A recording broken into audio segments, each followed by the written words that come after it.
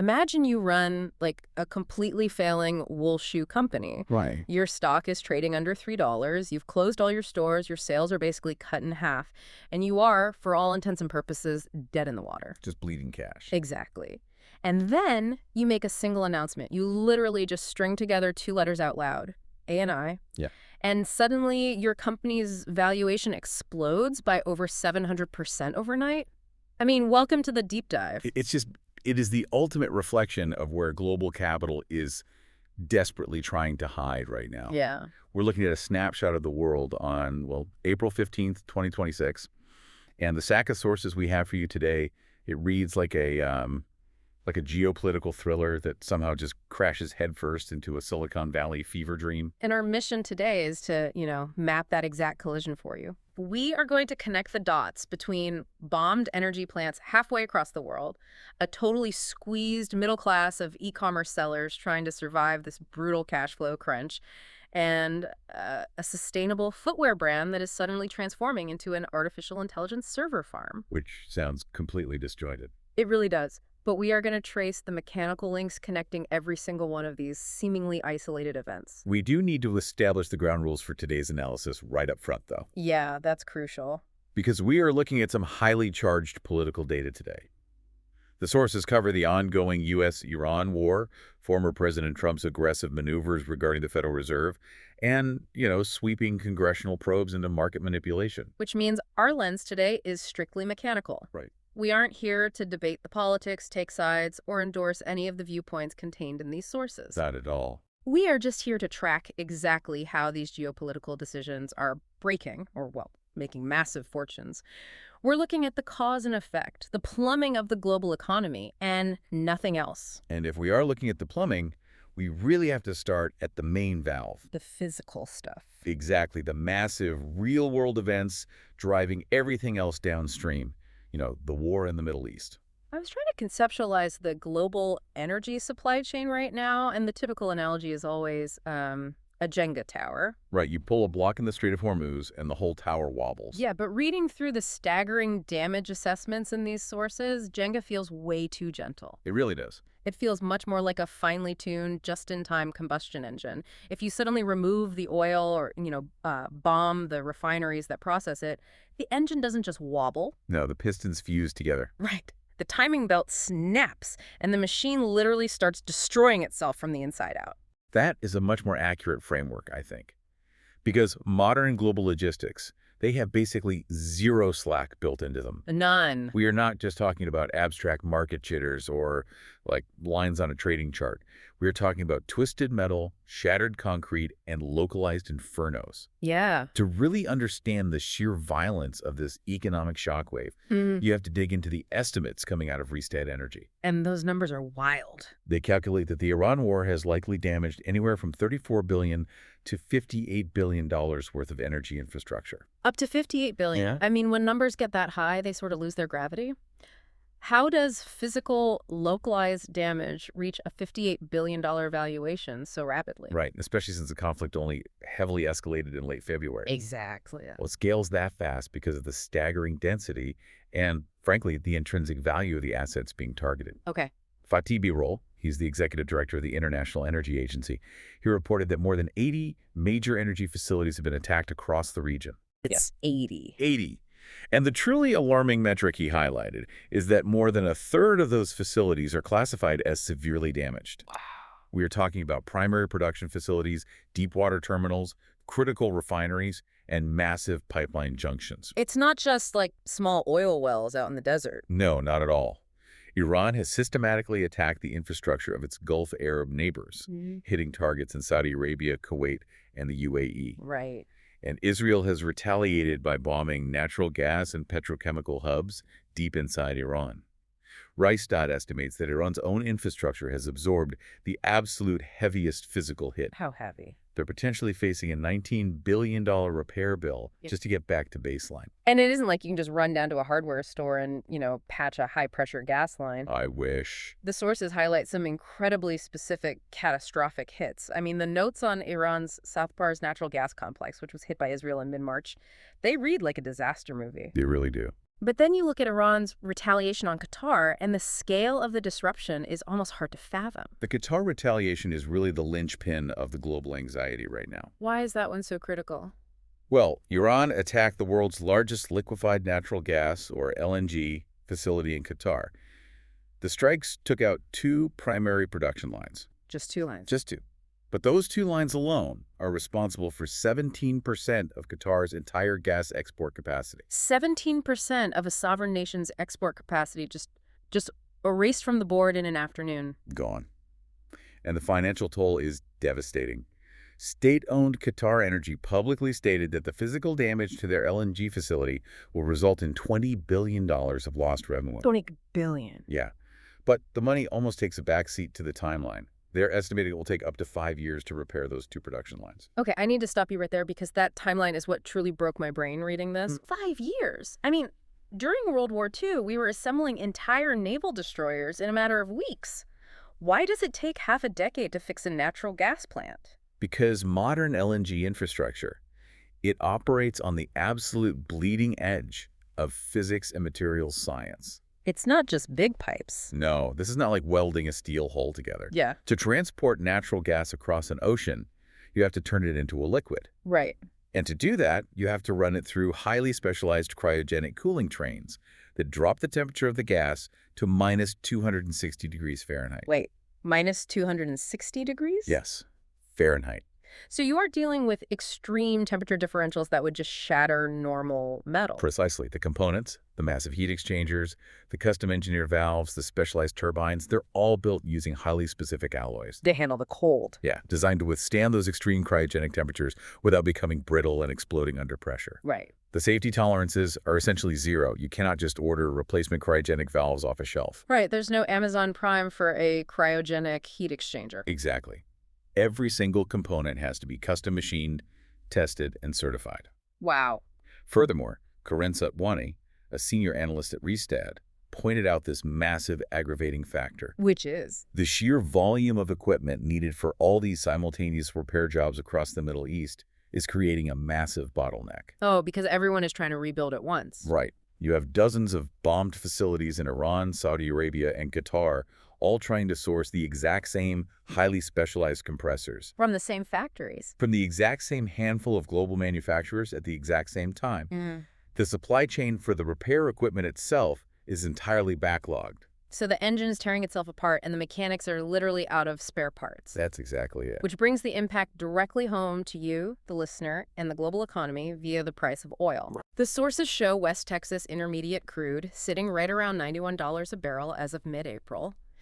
But there's a specific threshold mentioned that experts are watching like a bomb timer. Yeah, that would be the concept of demand destruction. Let's get into that. Joseph Brusuelas, he's the chief economist at RSM.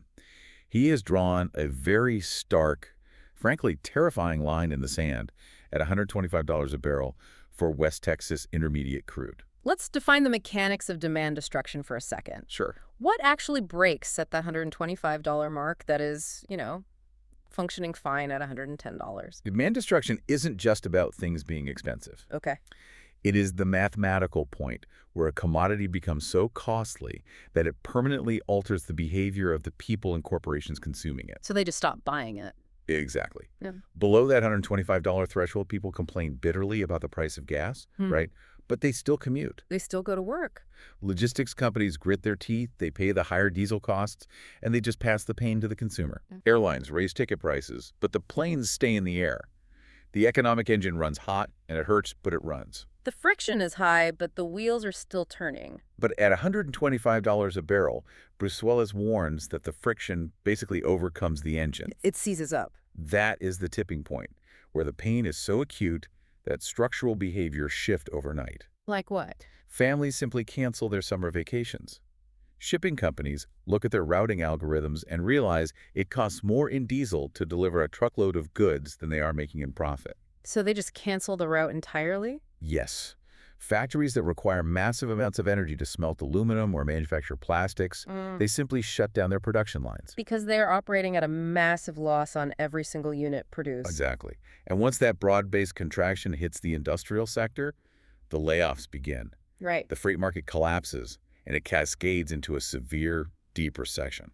So we aren't there yet. Yeah. Oil is hovering near $91. Right. But that $125 shadow is dictating every single economic forecast right now. And if you look at how the average person is reacting to that shadow, the data gets incredibly contradictory. It really does. It's this amazing psychological paradox.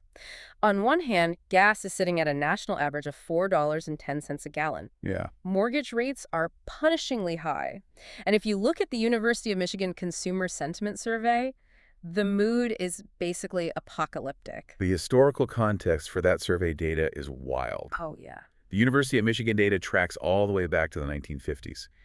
And the consumer sentiment right now, in April 2026, is technically worse than it was during the stagflation crisis of the 1970s. Wait, seriously, worse than the 70s? Yes, it is worse than the immediate aftermath of the 2008 global financial crisis. That is insane. People are telling these survey takers that they are absolutely miserable and terrified about the direction of the economy. But then you turn the page in the sources, right? Mhm. And Bank of America is reporting that debit and credit card spending actually surged 4.3% in March. Yep. It was the biggest jump in more than 3 years. Sure, a big chunk of that is because spending at gas stations jumped 16.5% purely due to the higher prices at the pump. Right, you have to buy gas. But even when you strip gas out of the equation, retail spending still saw a robust 3.6% growth. It's true. Are consumers just using these surveys as a giant complaint box, but like engaging in revenge spending anyway? How does that math actually work? David Kelly, the chief global strategist at JP Morgan Asset Management, offered a really brilliant insight into this disconnect. What did he say?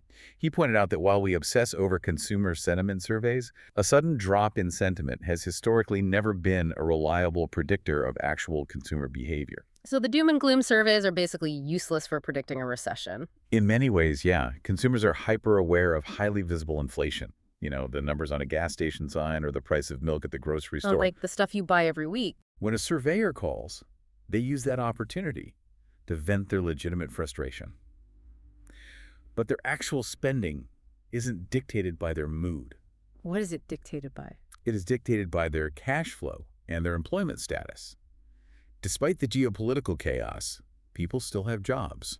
That's a good point. Furthermore, the sources highlight a massive temporary buffer right now: tax refunds. Oh, right. It's April. Refund checks are hitting bank accounts right now, averaging over $3,500, which is an 11% increase over last year due to recent tax legislation. So they might be terrified of the $125 oil threshold they keep seeing on the news. Yeah. But today they have $3,500 sitting in checking, so they just go buy a new television. Exactly. Yeah. But there is a geographic nuance to this that Mike Scordelis, the head of U.S. economics at Truist, brings up. Okay. The United States is behaving very differently than the rest of the world because of our domestic energy production. Right. He notes that the U.S. is feeling a price shock. We are paying more at the pump, but we are not feeling a true supply shock. The gas is expensive, but it is still flowing out of the nozzles. Exactly.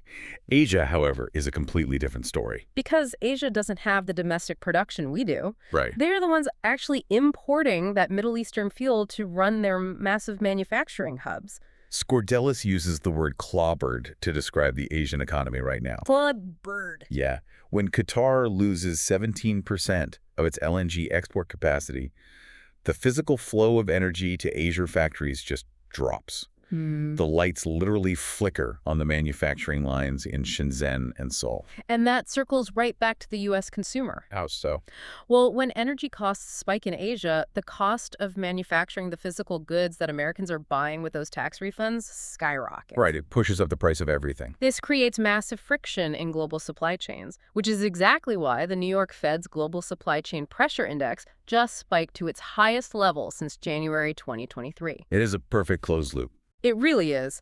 A cryogenic valve gets destroyed in Qatar, a plastics factory in Asia has to pay double for its power, and the price of a blender at a big box store in Ohio goes up by $4. Fascinating. It is. But if we follow that flow of money, it leads us directly from the physical battlefield into the political and financial arenas. Yes, it does. Because the chaos of war always creates vacuums, right? And vacuums attract capital and political leverage. The Washington-Wall Street nexus is fully activated right now. The physical damage is done, and now the scramble for diplomatic resolution and market positioning is well underway. Let's start with the diplomatic side of things. Okay. The sources outline this desperate attempt to stop the bleeding. There is a second round of peace negotiations potentially scheduled for next week in Islamabad, Pakistan. Which, Pakistan, acting as the primary mediator, makes geographic and geopolitical sense. Yeah. They border Iran and have long-standing, albeit complicated, ties with the United States. White House Press Secretary Caroline Leavitt confirmed these back-channel discussions are active and even expressed a degree of cautious optimism. But looking at the details of the first round of these talks, optimism feels like a massive stretch. It really does. The sources detail a marathon 21-hour negotiation session led on the U.S. side by Vice President J.D. Vance and Jared Kushner. 21 hours. I just try to imagine the sheer physical and mental exhaustion of locking two deeply hostile delegations in a room in Islamabad for 21 straight hours.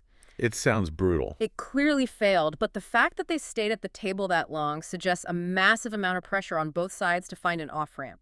The stakes couldn't be higher, because while Vance and Kushner were at the table, the tactical reality on the water was escalating by the hour. What was happening on the water? The U.S. has enforced a retaliatory naval blockade of key Iranian ports, really squeezing their economy. Right. In response, Iran officially suspended all its petrochemical exports indefinitely. So they just turned off the tap. Yeah. The Strait of Hormuz is functionally paralyzed. You have this fragile 2-week ceasefire that feels like it could shatter at literally any second. Yeah. Every single trader on Wall Street is hanging on every rumor, every leaked memo, and every public statement about what is happening in that room in Islamabad.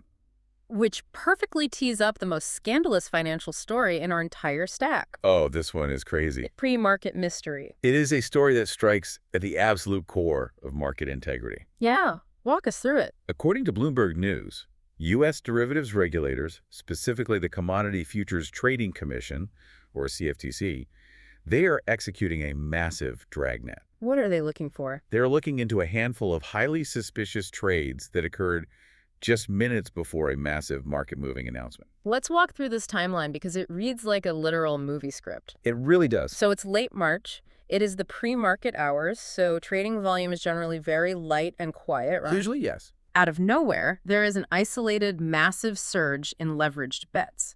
Someone or some entity starts heavily buying S&P 500 E-mini futures, essentially placing a massive wager that the stock market is about to skyrocket. Right. And simultaneously, they start dumping West Texas Intermediate crude futures, betting that the price of oil is about to fall off a cliff. It was a highly specific, perfectly correlated geopolitical bet. Yeah. The trader was betting that sudden, unexpected peace was about to break out, which would cool oil prices and cause equities to rally. But at the exact moment those massive trades were executed, the news wires were completely silent. Right. There was no catalyst. Complete silence. Until exactly 15 minutes later. 15 minutes. President Trump posts on Truth Social that the U.S. and Iran had engaged in talks and that he was officially halting planned military strikes on Iranian energy infrastructure. Whoa. The market reaction is instantaneous and violent. The S&P 500 futures jump 2.5%, and WTI crude tumbles nearly 6%. Which is huge in the futures market. Whoever placed those trades 15 minutes earlier just minted an absolute fortune. And that proximity, that 15-minute window, Yeah. is exactly why the CFTC launched an immediate investigation across the major trading venues run by CME Group and Intercontinental Exchange, or ICE. You couldn't ignore it. No. The sources indicate they are looking into at least 2 distinct instances over a 2-week period where trading volume spiked in this exact anomalous manner just ahead of key White House news. I was reading about the specific mechanisms the CFTC uses to investigate this, and I really want to make sure I understand the forensic reality here. Sure, it's complex. The sources say investigators are hunting for what are called Tag 50 identifiers. Yes. From my understanding, a Tag 50 is basically a digital fingerprint required by the exchange. That's a good way to put it. But how on earth does an investigator connect a digital alphanumeric code on a server to, like, a guy sitting in a room reading Truth Social? How does that chain of evidence actually work? It is a painstaking process of digital unmasking. Yeah. In the world of electronic futures trading, a Tag 50 ID is indeed a mandatory digital fingerprint. Every single order that is routed into the CME Group's Globex electronic trading platform must carry a unique Tag 50 ID. Every single one. Every single one. This ID identifies the specific individual trader or the specific automated algorithmic trading system that submitted the order. Wow. It is an immovable regulatory requirement designed exactly for moments like this of suspected front-running. So if you are trading on the CME, true anonymity just doesn't exist. Not from the perspective of the exchange or the federal regulators. Okay, so what's their first move? The CFTC's first move is to serve the CME and IC with demands for the server logs covering that highly specific 15-minute window before the Truth Social post. Right? The investigators will run queries to isolate the specific Tag 50 IDs that executed those massive directional bets on oil and the S&P 500. And once they have those IDs? Once they have the IDs, they force the clearing firms to unmask them. They cross-reference those digital fingerprints with the actual names of registered individuals or proprietary trading firms. Okay, so the CFTC unmasks the ID, and let's say they find out it belongs to a trader named John at a hedge fund in Connecticut. Okay. John made the trade, but how do they legally prove John knew about the Truth Social post before it happened? That is the hard part. Great. John could just sit in a deposition and claim he had a gut feeling or that his, proprietary algorithm read the tea leaves of the options market. Proving intent and possession of material non-public information is the hardest part of any insider trading case. So what do they do? The investigators have to move from digital tracking to behavioral forensics. Behavioral forensics. Yeah, they pull John's entire historical trading ledger.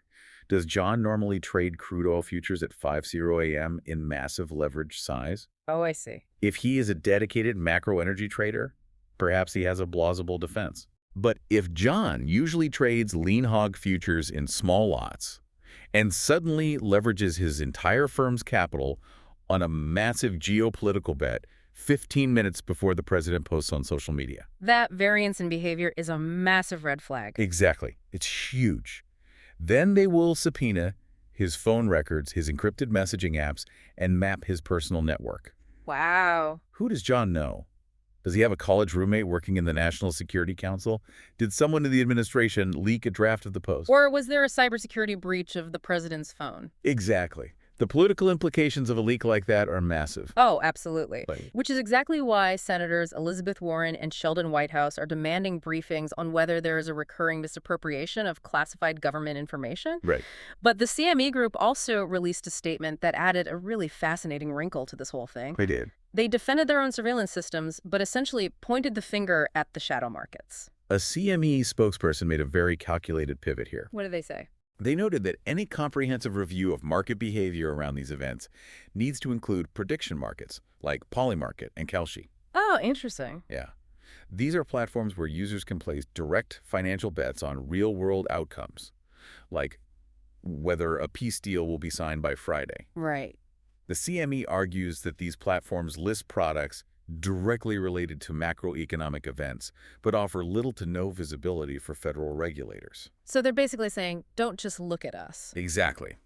It is a subtle way of telling the CFTC that while the regulated exchanges are highly surveilled, the leakage of information might be happening in these offshore crypto-adjacent betting pools where tracing a Tag 50 is literally impossible. It's like trying to referee a high-stakes poker game where half the players are wearing invisible cloaks. Pretty much. But, while Wall Street regulators are trying to figure out who is illegally profiting off the war, Washington is grappling with a much more fundamental problem. Paid for it. Exactly, figuring out how to actually pay for it.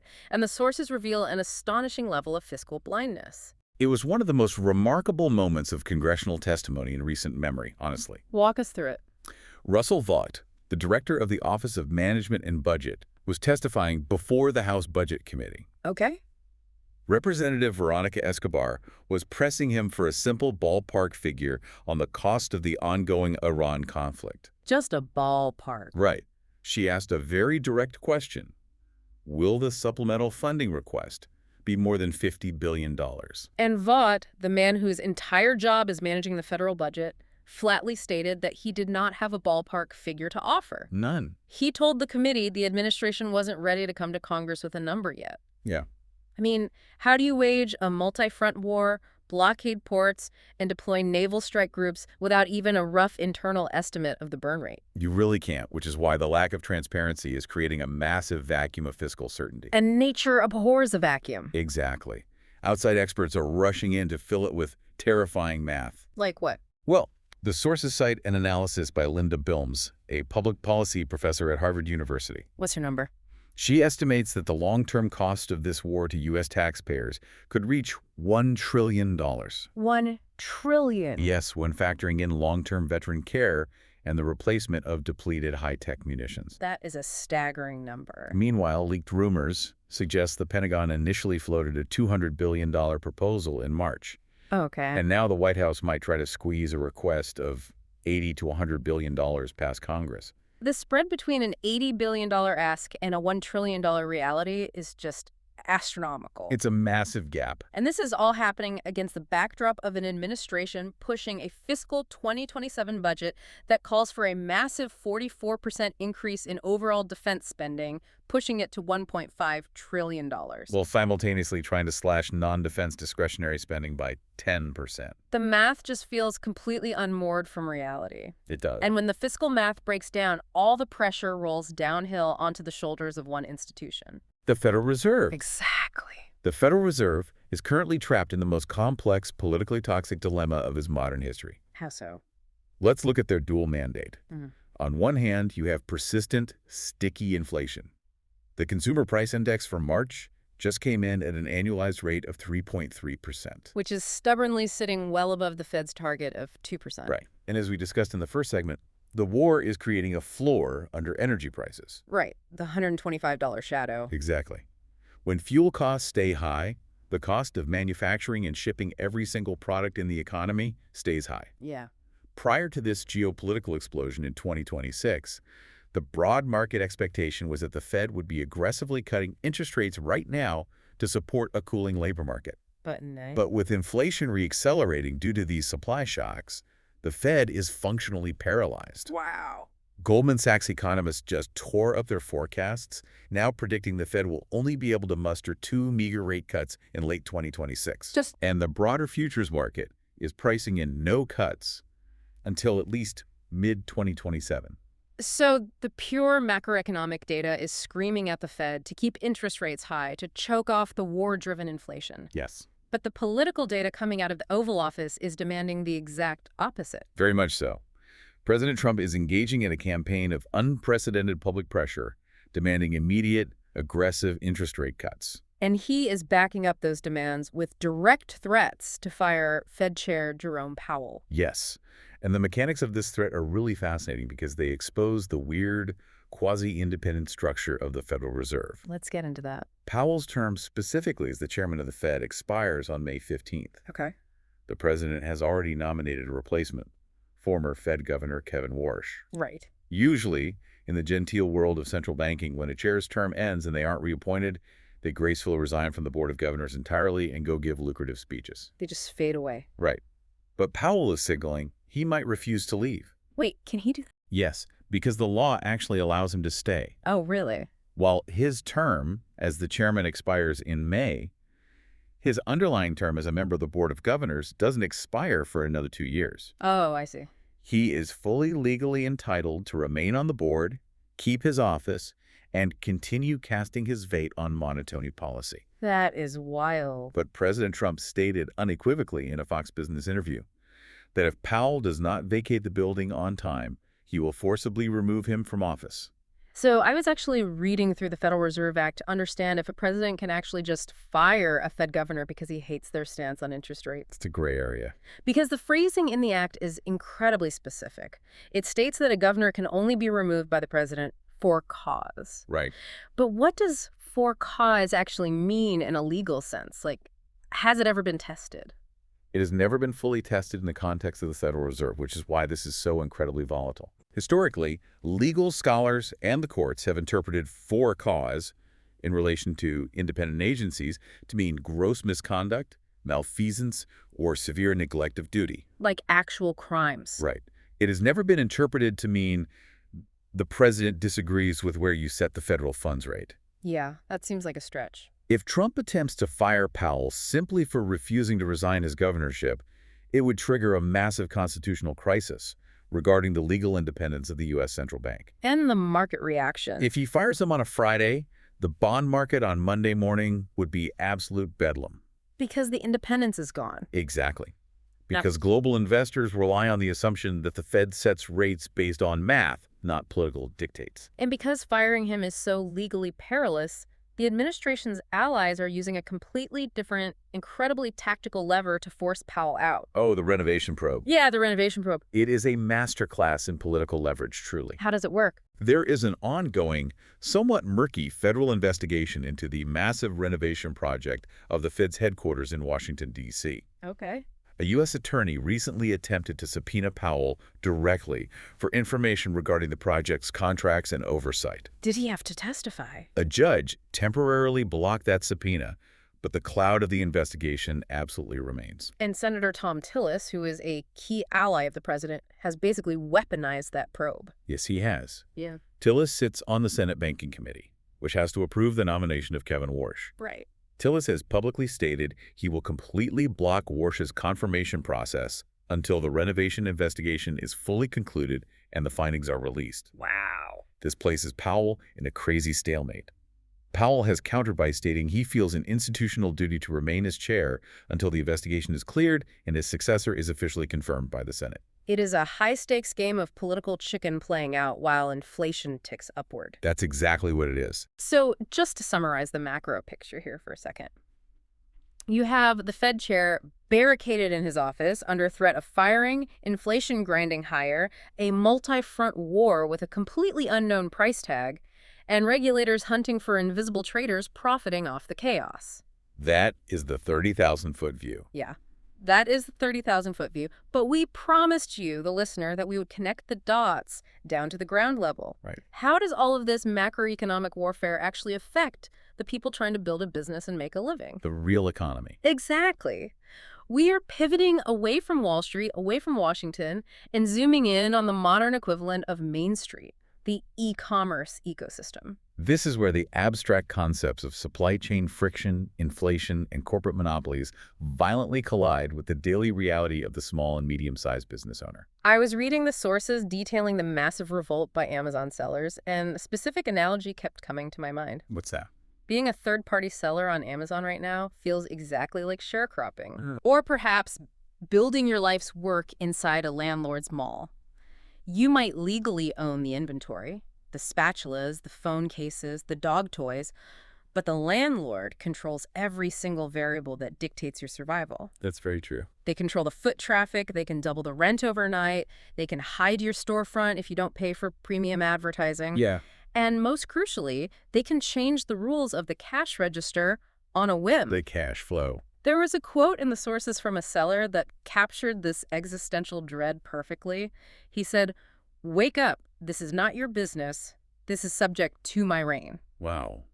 That analogy perfectly illustrates the power dynamics at play here. It's bleak. The sources document a massive, highly coordinated 24-hour boycott of Amazon's advertising platform. Okay. This boycott was organized by a group called $1 Million Sellers. So these aren't small-time sellers? No, we need to be very clear about that. What? This isn't a loose collection of hobbyists selling crafts out of their garages. This is a sophisticated community of 700 elite members that collectively generate roughly $14 billion in annual revenue. $14 billion. Yes.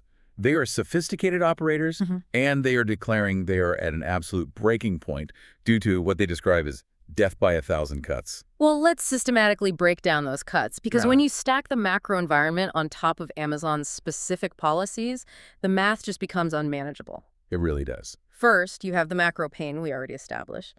The Trump administration has implemented aggressive high tariffs on global imports, which has drastically raised the upfront cost of sourcing products from overseas. Yep. Then the war in the Middle East spikes global energy and shipping costs. Right. But instead of absorbing that friction, Amazon passes it directly down to the sharecropper. They instituted a mandatory 3.5% fuel and inflation surcharge on the sellers to offset their own rising logistics costs. And that surcharge is just a tiny fraction of the overall extraction. What's the biggest part?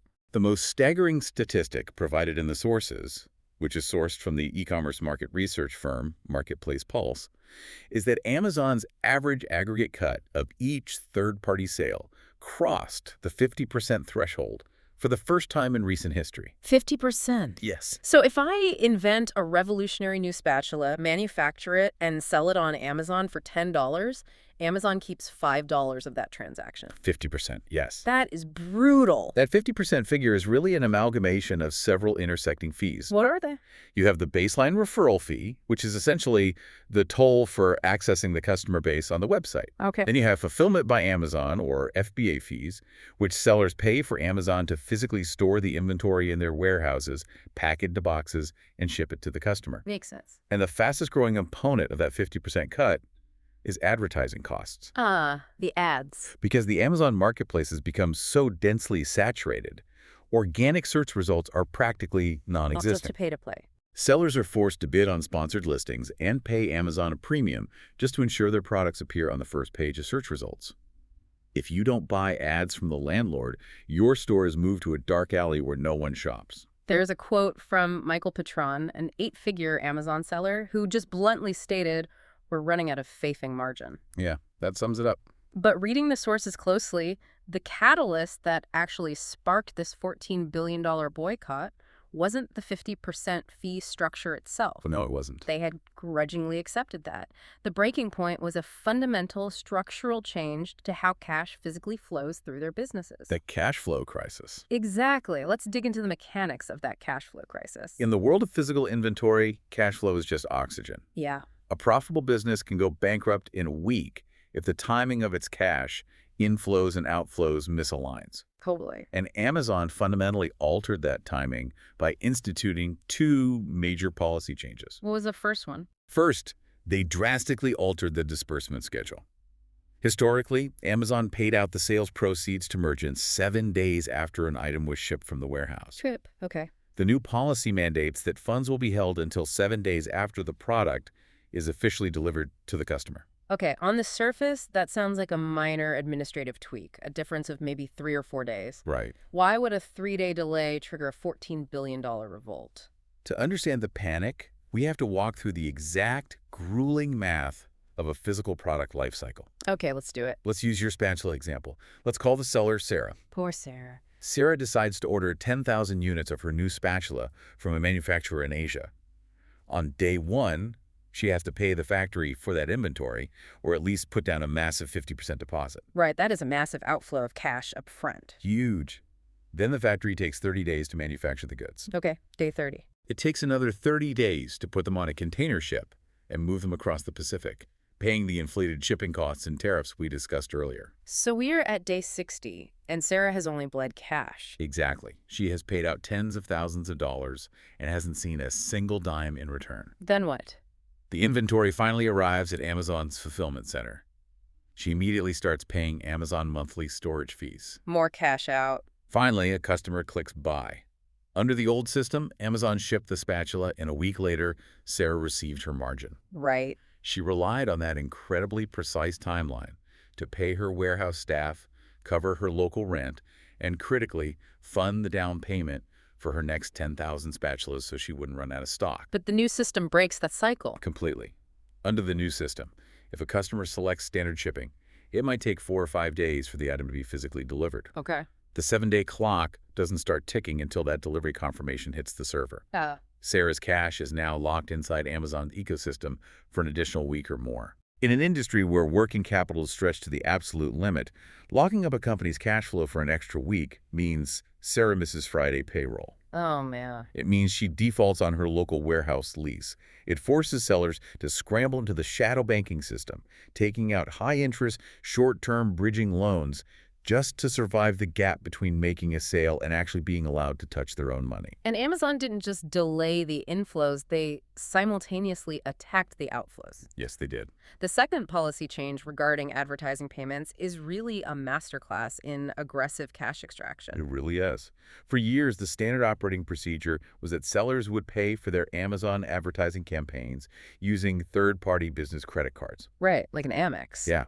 As Eugene Kamen, the co-founder of the $1 Million Sellers Group, pointed out in the sources, this practice wasn't just a convenience. It was a critical financial lifeline. Why was it a lifeline? Small businesses survive on the credit card points and cash back they earn from massive ad spends. Oh, the point. If a seller is spending $100,000 a month on Amazon ads, a 2% cash back card yields $2,000 in pure profit. That's a lot. When your margins are being squeezed to the bone, That cash back is sometimes the only net profit the business makes that month. And beyond the points, there is the float, right? Exactly. Using a credit card provided sellers with 30 days of float, the grace period between making the charge and when the credit card bill is actually due to the bank. Right. It gave them a 30-day window to use the ads to generate the sales to pay off the balance. But Amazon looked at that system and decided they wanted that float for themselves. Pretty much. Amazon announced a sweeping change. They would no longer allow sellers to primarily use credit cards for ad spend. What do they do instead? Instead, they would begin automatically deducting the advertising costs directly from the seller's daily sales earnings. Wow.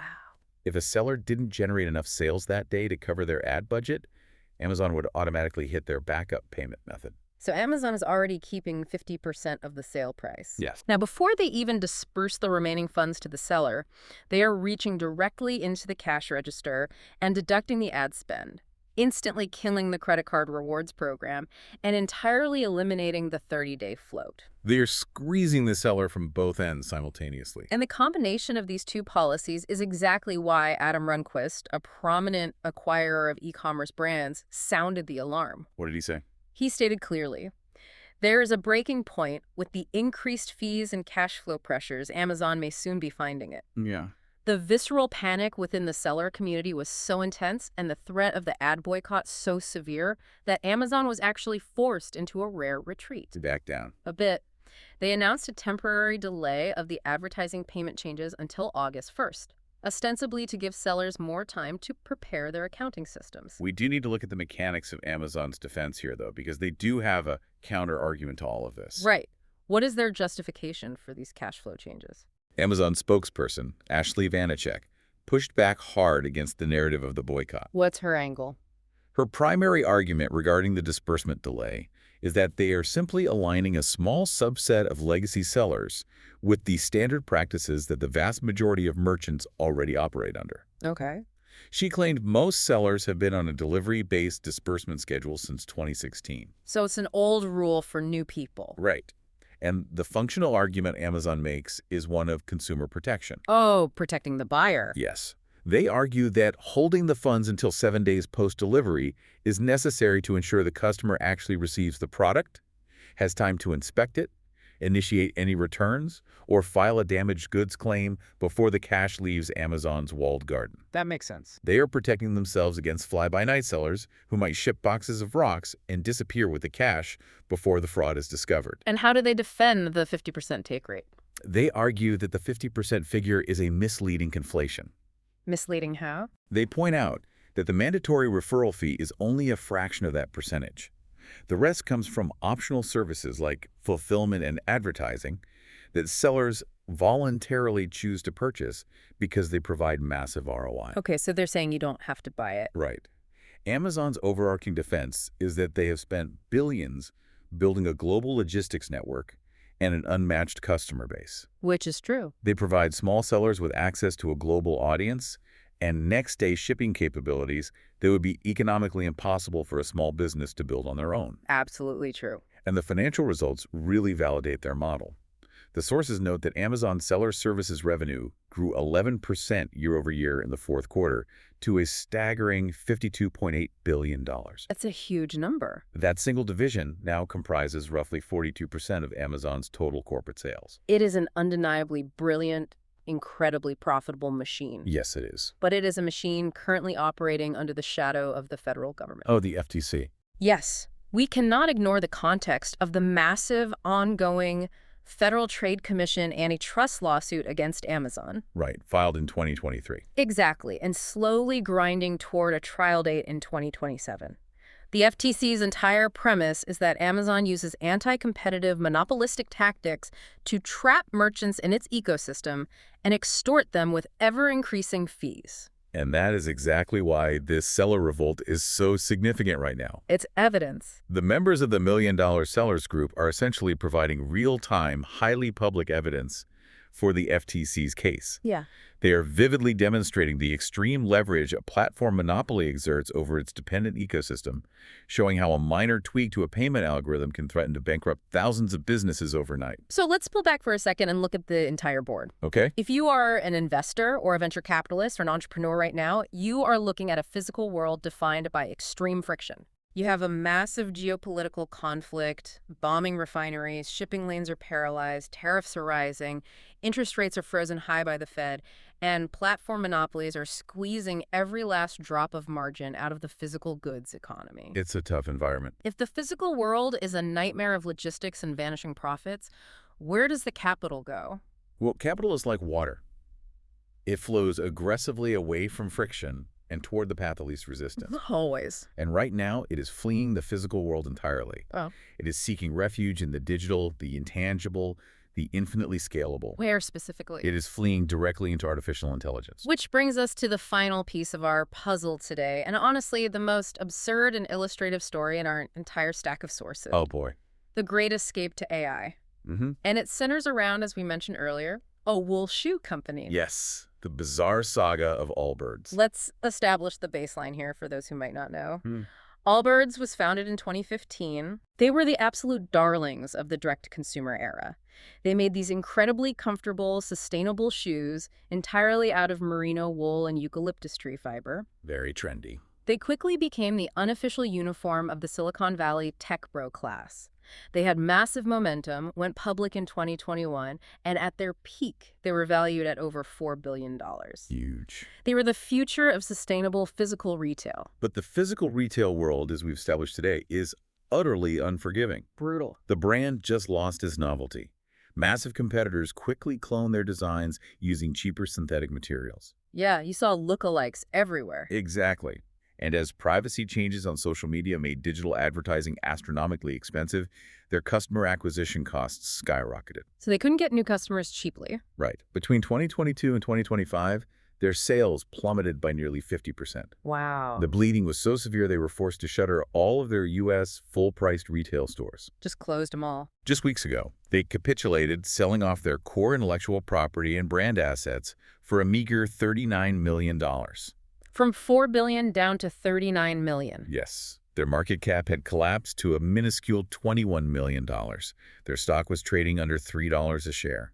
They were a dead company walking, crushed by the friction of making physical things. Until Wednesday, April 15th, 2026. The pivot. Allbirds posts an announcement to its investor relations page. They are completely abandoning the sustainable footwear market. Done with shoes. Done. They are pivoting their entire corporate structure to artificial intelligence. Yes. They announced they are officially changing the company name to Newbird AI. Newbird AI. Yep. They are initiating a $50 million capital raise. And their new business model has absolutely nothing to do with wool or retail. What are they doing? They stated their intention to acquire high-performance, low-latency AI compute hardware, specifically high-end servers and silicon chips, Okay. and provide access to that infrastructure under long-term lease arrangements. So they are transforming from a shoe designer into an AI server farm landlord. Basically, yeah. And the market reaction was explosive. Explosive is really an understatement here. When a failing shoe company typed the letters A and I into a press release, the stock surged more than 700% in a single trading session. 700%. It skyrocketed from under $3 to over $17 a share. But let's look at the actual mechanics of this pivot, because it really strains credulity. Oh, it's wild. How does a company whose core competency is knitting merino wool suddenly spin up an advanced data center? Right. Do they have like a secret underground bunker of microchip engineers they were hiding behind the shoe boxes? Or are they just acting as a middleman, leasing hardware from someone else and slapping the Newbird logo on it to ride a hype wave? It's almost certainly the latter. Yeah, I figured. They are attempting to insert themselves as a toll collector in a deeply supply-constrained market. The company's own press release was surprisingly transparent about their strategy, actually. They stated they aim to meet customer demand that spot markets and hyperscalers are unable to reliably service. So they're targeting the leftovers. They are essentially hoping to use that $50 million to buy up scarce AI computing power on the secondary market and sublease it at a massive markup to desperate software developers who can't secure server time from Amazon or Google. It feels like a cynical magic trick, like a financial stunt designed purely to resurrect a dead stock ticker. It feels that way because it is an incredibly well-worn playbook in the history of financial markets. We've seen this before. Oh, many times. Whenever a massive, paradigm-shifting technological gold rush occurs, companies that are failing in their legacy businesses frantically pivot to attach themselves to the buzzword of the moment. Like the dot-com bubble. Exactly.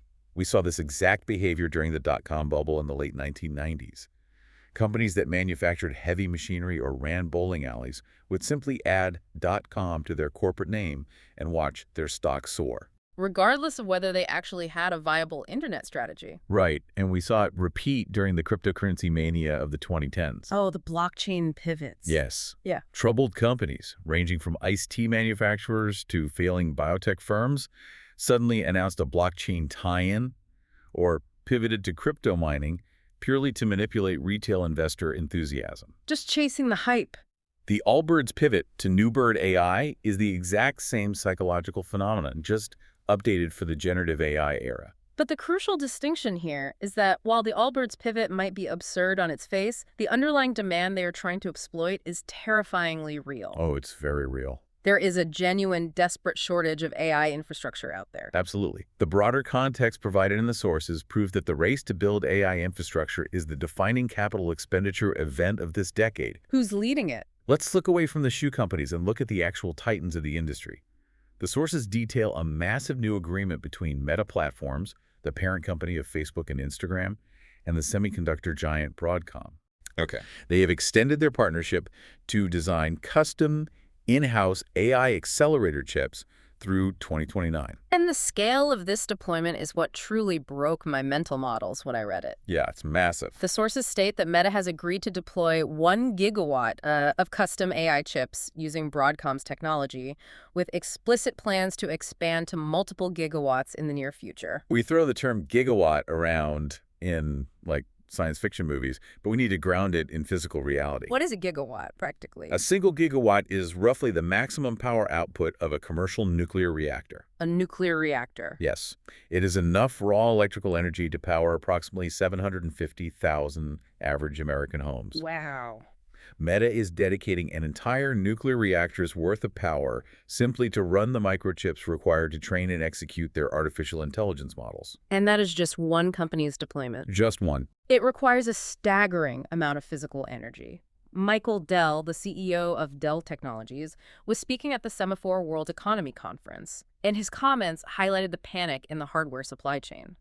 Dell pointed out a massive structural mismatch Yeah. in the timeline of the AI revolution. What's the mismatch? He noted that the demand for AI compute power is growing exponentially, much faster than anyone in the industry modeled. But building takes time. Exactly. The physical planning cycle required to actually build semiconductor manufacturing plants, secure the copper wiring, and build the data centers takes years. You can't just code a new data center. No, you cannot software update a new power grid into existence.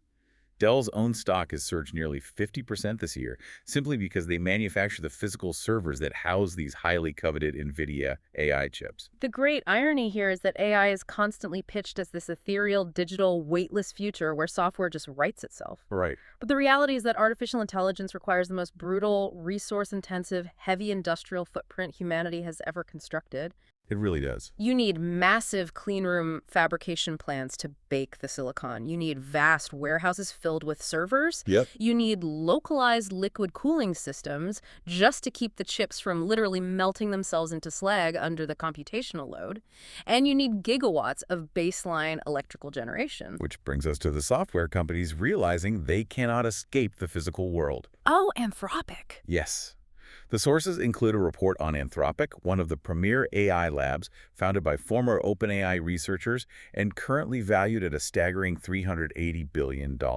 According to the reports, Anthropic recently suffered significant infrastructure buckling. What happened? They experienced elevated error rates and a brief, complete outage across their flagship Claude chatbot, their developer API, and their Claude code assistant. Just went down. Just went down. Yeah. And at the exact same time, reports leaked that Anthropic is actively exploring designing its own custom silicon chips. They are joining rivals like Google, Meta, and Microsoft in a desperate bid to bypass the global shortage. Yeah. Anthropic is a pure software company, but they are realizing that the compute bottleneck is so severe that they have to vertically integrate and become a hardware design firm just to guarantee they have the physical capacity to run their models. The demand for exposure to this AI infrastructure is so intense that it is distorting the broader stock market to historic extremes. The market metrics in the sources indicate a state of pure, unadulterated frenzy. Like what? The Nasdaq Composite, which is the primary index for technology stocks, has surged into overbought territory with a velocity that defies historical precedent. What's the metric? The specific metric cited is the Relative Strength Index, or RSI. The Nasdaq's RSI swung from a deeply oversold reading to a highly overbought reading in just 11 trading days. To make that tangible for you, let's think about the RSI like the tachometer on a sports car. It measures how fast the engine is revving. Okay. An oversold reading means the car has stalled out, no one wants to buy.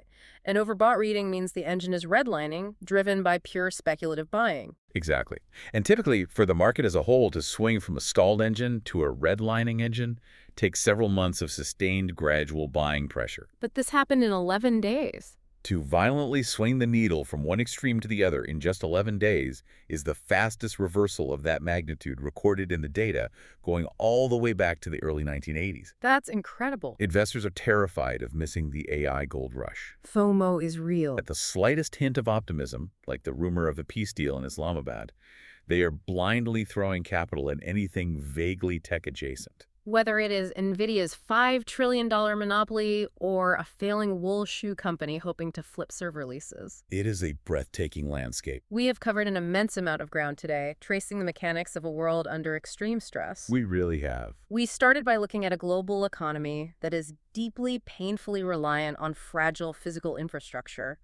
We saw how the destruction of highly specialized cryogenic valves in a Qatari LNG facility sends shockwaves through Asian supply chains, threatening to push the global economy past a catastrophic $125 oil threshold. We traced how that macroeconomic friction forces the Federal Reserve into an impossible corner. Paralyzing them from cutting interest rates. Exactly, which keeps the cost of capital punishingly high, leading to unprecedented political threats against the independence of the central bank itself. We zoomed in to see how those massive global tariffs, fuel spikes, and corporate platform monopolies trickle down to suffocate small businesses. The Amazon sellers? We watched them revolt over a seemingly minor 7-day payout delay that completely shattered the delicate cash flow math required to survive in the physical retail space. And finally, we watched as global capital, exhausted by the friction, logistics, and diminishing margins of the physical world, through billions of dollars the promise of artificial intelligence, creating a sudden, desperate demand for gigawatts of power and custom silicon